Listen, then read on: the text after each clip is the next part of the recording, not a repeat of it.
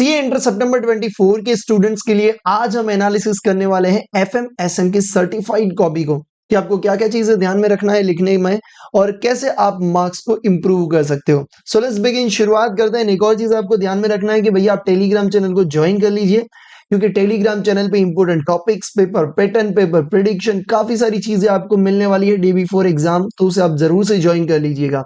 Let's begin. शुरुआत करते हैं। सबसे पहले आपको नया क्वेश्चन नए पेज से, ये तो आपको पता ही है, बट इसके साथ साथ जब भी आप कोई भी क्वेश्चन को सॉल्व कर रहे हो और अगर आप उसका फॉर्मूला लिख रहे हो तो आपको वो फॉर्मूला में जो चीजें यूज हुई है वो क्या कहना चाहती है वो आपको यहाँ पे लिखना बहुत जरूरी है। ठीक है भैया, ने लिखा हुआ है, जैसे आप देख सकते हो कि यहाँ पे भी फॉर्मूला है तो उसका भी फॉर्मूला को इन्होंने यहाँ पे एक्सप्लेन किया हुआ है कि क्या क्या चीजों को क्या क्या कहना चाहते हैं। ठीक है, तो ये एक सबसे पहली चीज आपको ध्यान में रखना बहुत जरूरी है। इसके साथ साथ मैं आपको बता दूं कि आप सभी के लिए ग्रुप 1 एंड ग्रुप 2 के लिए subject wise important questions ready है। 100 most important question and answer, जिसमें से आप एक्सपेक्ट कर सकते हो अराउंड 70 मार्क्स का पेपर। ये पूरी ग्रुप का प्राइस है, आप सब्जेक्ट वाइज भी जा सकते हो। तो मैंने आपके लिए कमेंट डिस्क्रिप्शन बॉक्स में पास स्टूडेंट के रिव्यूज भी डाल दिए, लास्ट 3 अटेम्प्ट के रिव्यूज मैंने अपलोड कर दिए। इसके साथ साथ एनरोल करने के लिए लिंक भी आपको कमेंट डिस्क्रिप्शन बॉक्स में मिल जाएगी, जिस पे आप क्लिक करोगे और एनरोल करोगे तो आपको immediately mobile application and website पे एक्सेस मिल जाएगा। तो इसे आप जरूर से एनरोल करिए। 100 मोस्ट इंपोर्टेंट क्वेश्चन के लिस्ट में से आपको एक भी क्वेश्चन को मिस नहीं करना है। 100 क्वेश्चंस एंड उसके अपडेटेड आंसर्स पर सब्जेक्ट आपको मिल जाएंगे, तो उसे आप जरूर से एनरोल करिए। सितंबर 24 की एग्जाम के बाद मैं रिव्यू शेयर करूंगा, तो तब ऐसा नहीं होना चाहिए कि यार लिंक सामने था, सिर्फ क्लिक करने की देरी थी, काश उसे एनरोल कर लिया होता। फिर भी अगर आपको कोई डाउट है तो आप मुझे इस नंबर पे व्हाट्सअप कर सकते हो। Let's begin. शुरुआत करते हैं। आ जाइए। काफी बार मैं बोल चुका हूं आपको कि आपको प्रेजेंटेशन के मार्क्स नहीं मिलते, तो अगर आप लाइंस ड्रॉ नहीं करोगे तो चलेगा, जैसे कि यहाँ पे भी ऐसे लाइन काफी सारे स्टूडेंट्स करते हैं।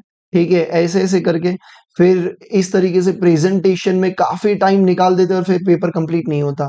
तो प्रेजेंटेशन के मार्क्स नहीं होते भाई। आपको क्या करना है, अगर आपको लाइंस ड्रॉ करना है तो सिंपली इतना लाइन ड्रॉ करिए। ठीक है, तो इतना भी इनफ है। इन्होंने देखो कि वो भी लाइन नहीं किया हुआ है। ठीक है, तो भी आपको मार्क्स मिलेंगे भैया। बस आपको ध्यान ये रखना है कि आपने जो लिखा है वो मतलब एकदम नीट एंड क्लीन होना चाहिए, सामने वाले को समझ में आए कि आप किस चीज में क्या लिख रहे हो। ठीक है, तो ऐसा नहीं कि भाई ये लिखते लिखते कुछ इस तरफ चला गया या इस तरफ चला गया। ठीक है, ऐसा नहीं है। तो वो आपका नीट एंड क्लीन होना चाहिए। तो प्रेजेंटेशन में लाइंस के मार्क्स नहीं होते, ये चीजें आपको बार बार ध्यान में रखनी है भाई। अब हम बात करते हैं एसएम के बारे में।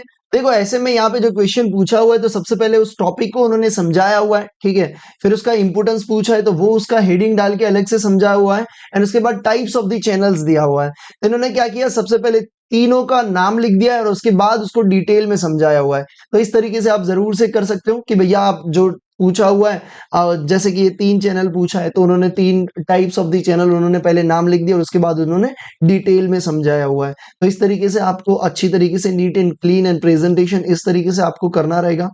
ठीक है, आज ही आगे भी मैं एक चीज आपको यहाँ पे बताना चाहता हूँ। देखो यहाँ पे एक स्टेटमेंट दिया था और उसके बाद लिखा हुआ था एक्सप्लेन, तो उन्होंने सबसे पहले वो स्टेटमेंट को लिख दिया, उसके बाद उन्होंने लिखा कि भैया मैं एग्री नहीं होता हूं, और उसके बाद उसका रीजन पूरे डिटेल में अच्छी तरीके से समझाया हुआ है। तो आपको जब भी एक लाइन में कोई सेंटेंस लिखा है, कोई स्टेटमेंट लिखा और बोला है कि भैया आप उसको एक्सप्लेन करिए, सही है गलत है, ठीक है, तो वो इस तरीके से आप जरूर से लिख सकते हो। एंड इसी तरीके से आपको नीट एंड क्लीन लिखना है। आप देखोगे कि हर एक पैराग्राफ के बाद वो एक एक लाइन छोड़ रहे हैं, तो ये अच्छा दिखता है। तुम साथ में लिखोगे तो उतना पढ़ने में उतना अच्छा नहीं लगता जो पेपर चेक कर रहा है। तो ये कुछ चीजें आपको जरूर से ध्यान में रखनी है एफएम एंड एसएम के बारे में। इसके साथ साथ most important question and answers की लिस्ट आपके पास है, लिंक आपके सामने, उस पर कमेंट करिए एंड अभी के अभी एनरोल करिए एंड एग्जाम को क्लियर करिए। Thank you so much. जय हिंद।